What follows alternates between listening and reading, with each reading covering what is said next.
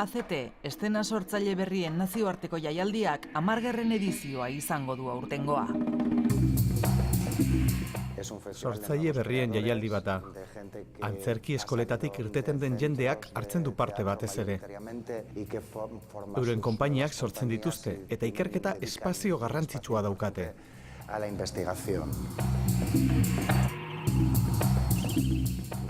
Performancearekin, ikusentzunezkoarekin edo antzerkiarekin erlazionatutako gauzak egiten dituzte. Leku guztietatik etorritakoak, hizkuntza desberdinetatik sortutakoak eta gazteenak, jente orain pilpilean dagoen jentearena. Argi dago audientzia batentzako jaialdi badala bebai, baina behar bada ospakizun hori da profesionalentzako ospakizun moduko bat. Jaialdiak eszena joera berriei zabalik dauden 21 proposamen bilduko ditu, horietatik 11 lehiaketan izango dira. Nazioarteko jaialdi bat denez, dantza oso presente dago. Hizkuntza arazoak errazten dituelako. Egia da programa potente bat daukagula. Kalitatezko lanak ekartzeko apustua egiten jarraitzen dugu. Gaur egun bizi dugun egoera ez da aproposena gauza bereziak egiteko. Zoritzarrez horretarako diru gehiago behar da, eta inoiz baino diru gutxiago daukagu. Beraz, festivalaren iraupena ospatuko dugu.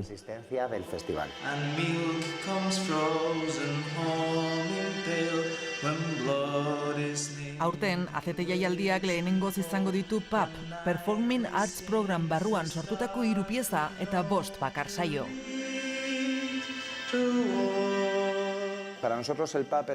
Guretzako PAP heziketa esperientzia bat da.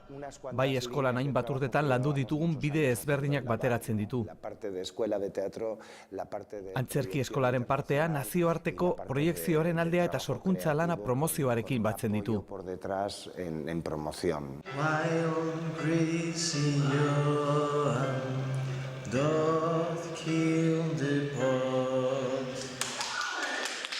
Pasan rutan egon diren 9 ikasle, sortzaile, honek sortutako lana dira, eurek zuzendutakoak eta eurek antzeztutakoa dira. Orduan, horrek badauka freskotasun bat ere, ez?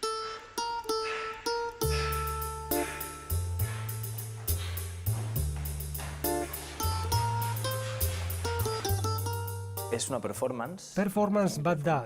6 pertsona dira, arrakastari eta porrotari buruz hitz egiten, euren esperientzia pertsonalen bitartez.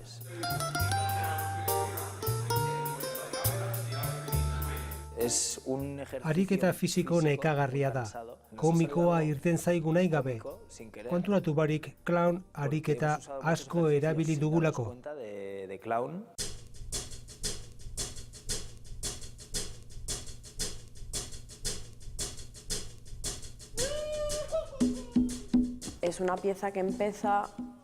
Edonon hasten den pieza bat da. Publikoko jendea batuz goaz. Eta ibilbide batean barneratzen ditugu. Gela handiago batera heldu arte. Bertan, espazio magiko eta oniriko batean sartzen hasiko gara. Publikoak tradizioei buruzko ikuspegi ezberdinak ezagutuko ditu.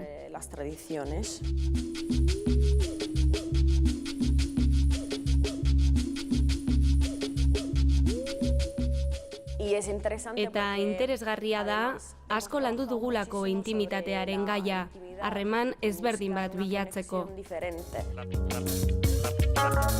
ACT ekainaren 3tik 8 izango da hainbat espaziotan.